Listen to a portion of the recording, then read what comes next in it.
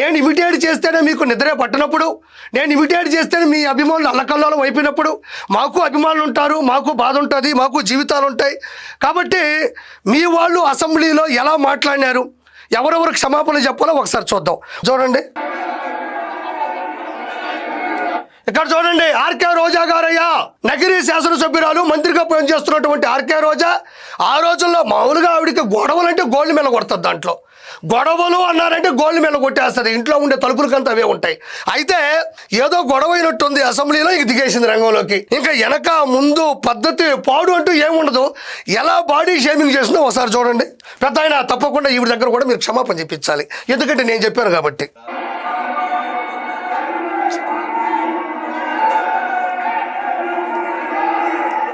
ఎక్కడ ఆర్కే రోజా అప్పటి ఎస్సీ మహిళ, ఒక దళిత మహిళ పీతల సుజాత గారిని పట్టుకొని ఎంత దారుణంగా బాడీ షేమింగ్ చేస్తుందో చూడండి. దానికి అర్థాలు కానీ పెడదారు కానీ అర్థమవుతున్నాయి, కానీ నేను చెప్పకూడదు. సభ్య సమాజంలో ఈ మహిళ ఇంకొక మహిళను పట్టుకొని అంత దారుణంగా వక్రీకరిస్తూ బాడీ షేమింగ్ చేస్తూ అట్టహాసంగా అసెంబ్లీలో నిలబడినటువంటి స్త్రీ ఈవిడ. చూడండి మళ్ళీ ఎలా అంటుంది, ఎంత దారుణంగా చూడండి. అది అంటుంది. దాని అర్థం మీరే తెలుసుకోవాలా. పెద్ద అయినా ఈవిడ దగ్గర కూడా మీరు క్షమాపణ చెప్పించాలని మనస్ఫూర్తి కోరుకుంటున్నా. ఇతను వచ్చిన ప్రత్యేకంగా చెప్పనక్కర్లే. ఇతను వీళ్ళందరికీ నాయకుడు, బూతుల సామ్రాజ్య పితామహుడు. ఇతని పేరు కొడాలి నాని. కాబట్టి ఈవిడ వెనకబెట్టాడు సబ్స్టిట్యూట్ గా, ఇన్స్టిట్యూట్ లోకి ఇతను వచ్చాడు. ఇంక ఇతను కూర్చుని ప్రత్యేకంగా గుట్కా నాని గురించి ప్రత్యేకంగా చెప్పనక్కర్లేదు. ఇతని మీద పలు రకాలమైన కేసులు ఉన్నాయి. ఇతను నోరు తెరిచాడు అంటే ఇతను నోరు డ్రైనేజ్ డోరు రెండు ఒకటే. ఇక్కడ ఉన్నది చెవిరెడ్డి భాస్కర్ రెడ్డి. వీళ్ళందరూ కూడా బూతులు మాట్లాడుతూ బాడీ షేమింగ్ చేస్తూ అసెంబ్లీలో ముందుకు వస్తున్నారు. వీళ్ళందరి దగ్గర పెద్ద అయినా వీళ్ళందరి దగ్గర కూడా మీరు ప్రత్యేకంగా పిలిపించి క్షమాపణ చెప్పించవలసిందిగా మనస్ఫూర్తిగా కోరుకుంటున్నా. పెద్ద అయినా వాళ్ళ దగ్గర మీరు దయచేసి క్షమాపణ చెప్పిస్తారని పెద్ద వయసుకు నేను మీకే వదిలేస్తున్నాను. మొదటి వికెట్ను చూడండి. నేను డాక్టర్ అధ్యక్షుడు, నాకు తెలుసు ఇది ఒక రకమైనటువంటి మానసిక వ్యాధి, ఇది ఒక జబ్బు అధ్యక్షుడు. It's medical emergency, it's medical emergency. మీరు దయచేసి ఈ శాసనసభ ఆవరణలో ఉన్నటువంటి డాక్టర్ని పిలిపించి ముందుగా ఆయనకి పరీక్షలు చేయించి హాస్పిటల్లో జాయిన్ చేయించి జబ్బు నయమైన తర్వాత. పెద్ద అయినా చూసావు కదా, సిదిరి అప్పలరాజు పలాస ఎమ్మెల్యే 2019 నుంచి 2024 మధ్యన శాసనసభ్యుడిగా పనిచేస్తూ అసెంబ్లీకి వచ్చాడు. మీకు 151 సీట్లు ఉన్నాయి. సంఖ్యాబలం అత్యధికంగా మీకు అసెంబ్లీలో ఉంది. ఉంటే ఏం లాభం? అత్యుత్సాహ ప్రదర్శనతో అప్పటికే 3 సార్లు ముఖ్యమంత్రి, 8 సార్లు శాసనసభ్యుడిగా పనిచేసి విజనరీ ఉన్న విలువైన లెజెండ్ అయిన నారా చంద్రబాబు నాయుడు గారిని ఎలాంటి దారుణంగా మాట్లాడారో మీరు విన్నారు. మానసిక రోగి, మానసిక పరిస్థితి బాగోలేదు, డాక్టర్ దగ్గర తీసుకెళ్ళండి అని మాట్లాడినాడు కదా. దీన్ని ఏమంటారు మీరే చెప్పాలి పెద్ద ఆయన. దీనికి ఇతను ఇంతవరకు క్షమాపణ చెప్పకపోగా కనీసం సమాధానం కూడా చెప్పలేదు. నేను చెప్పానుగా, నేనేం బాధపడలేదే, నేనే తక్కువగా ఆలోచించలేదే. మీరు కూడా ఇతని దగ్గర కూడా అసెంబ్లీ సాక్షిగా ఇతను చేసిన తప్పుకి క్షమాపణ కూడా వద్దు, సమాధానం చెప్పించండి.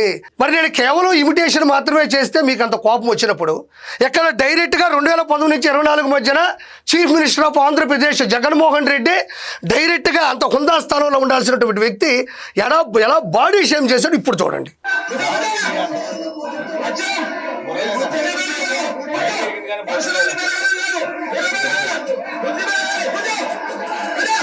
ఎక్కడ జగన్మోహన్ రెడ్డి అసెంబ్లీ సాక్షిగా అచ్చెన్నాయుడు గారిని పట్టుకొని, ఒక బీసీ పెట్టి అచ్చెన్నాయుడు గారిని పట్టుకొని నీకు బుర్ర లేదు, బుద్ధి లేదు, నువ్వు మనిషి పెరిగావు కానీ నీకు తెలివితేటలు లేవు అంటున్నాడు.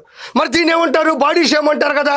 మరి జగన్మోహన్ రెడ్డి కూడా 100% క్షమాపణ చెప్పాలని నేను మనస్ఫూర్తిగా కోరుకుంటున్నా. పెద్ద అయినా నువ్వే దగ్గరుండి ఈ మనిషి దగ్గర అచ్చెన్నాయుడు గారికి కూడా సమాధానం చెప్పించాలి, క్షమాపణ చెప్పించాలని కోరుకుంటున్నా.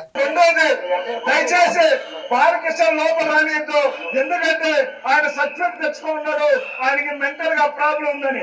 మా వాళ్ళు సైకో, అసలు సైకో వాళ్ళు వాళ్ళ మావ. పెద్ద ఇక్కడ మీరు గమనించారో లేదో, అప్పటి శాసనసభ్యుడు శ్రీకాళహస్తి శాసనసభ్యుడు మధుసూదన్ రెడ్డి, బియ్యపు మధుసూదన్ రెడ్డి డైరెక్ట్ గా బాలకృష్ణ గారిని పట్టుకొని, అప్పటికి ఆయన 2 సార్లు శాసనసభ్యుడిగా గెలిచారు హిందూపూర్ నియోజకవర్గం నుంచి. ఆయన పట్టుకొని ఎంత తీవ్రంగా మాట్లాడుతున్నారు. పద్ధతి పాడు లేకుండా మాట్లాడేటువంటి ఈ విధానానికి మీరు తప్పకుండా సమాధానంతో పాటు క్షమాపణ కూడా చెప్పించాలని కోరుకుంటుండా. పని పాట లేని కాన్వర్సేషన్ బాలకృష్ణ అనే వ్యక్తి తీసుకొచ్చిన అసెంబ్లీ.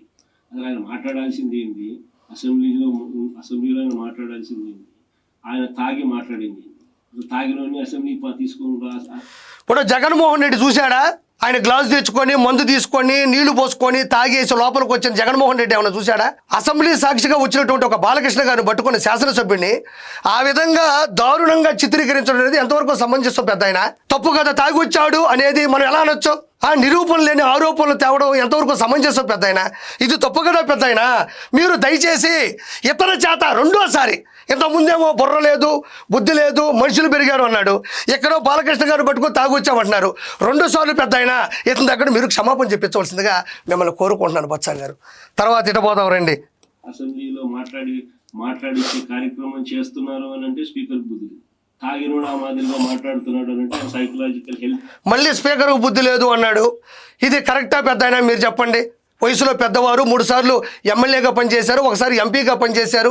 మీరు ఎన్నో క్యాబినెట్ మినిస్టర్ పదవులు తీసుకున్న వాళ్ళు స్పీకర్ను పట్టుకొని బుద్ధి లేదంటున్నాడు పెద్ద ఆయన. కాబట్టి 3వసారి కూడా క్షమాపణ చెప్పించవలసిందిగా మిమ్మల్ని కోరుకుంటున్నాను. సకల జనుల సౌభాగ్యమే మన. ఇదంతా ఒక ఎత్తు పెద్ద ఆయన, నన్ను ఏమనుకోబాకు. ఇప్పటి వరకు వచ్చిన రీలంతా ఒక ఎత్తు అయితే అసెంబ్లీలో అంటే సంక్రాంతి సంబరాల వేడుకల్లో పాటలు పద్యాలు పొగడ్తలు ఉంటాయి. కానీ భారతదేశ రాజకీయ చరిత్రలో మొట్టమొదటిసారి 2010 నుంచి 2024 మధ్యన డైరెక్ట్గా అసెంబ్లీలోనే పద్యాల పోటీలు, పాటల పోటీలు, పొగడ్తల పోటీలు అన్నీ కూడా అసెంబ్లీలోనే రన్ అయ్యాయి. అయితే ఇప్పుడు చూడండి, ఈయన చోడవరం అప్పటి ఎమ్మెల్యే కరణం ధర్మశ్రీ. ఈయన చూడు, ఈయనైతే ఏకంగా పేపర్లు పట్టుకొని వచ్చాడు సంటిపెట్ట మాదిరి. సకల జనుల సౌభాగ్యమే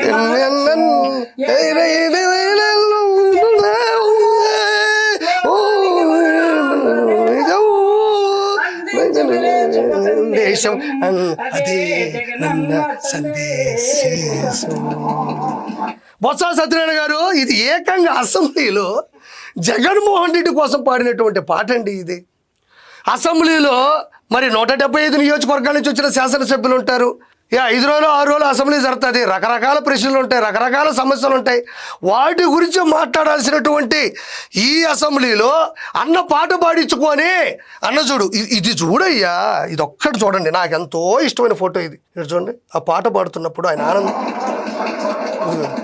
చూడండి. ఏందండి ఇది బొత్స సత్యనారాయణ గారు? అబ్బా, ఆ ఫేస్కి ఆ నవ్వుకి మనం ఇచ్చే వాల్యూ ఎంత అండి? 11 అండి. ఇది కేవలం రాష్ట్రం మొత్తం సుభిక్షంగా పచ్చని పొలాలతో, పాడి పంటలతో, సౌభాగ్యాలతో, ఐశ్వర్యాలతో ఉన్నప్పుడు ఒక సీఎం ఇలా నవ్వితే తప్పులేదండి.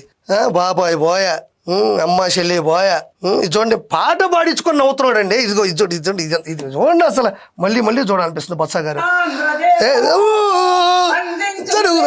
సందేశం అదే జన్న సందేశం. కథం ఇదిగోండి.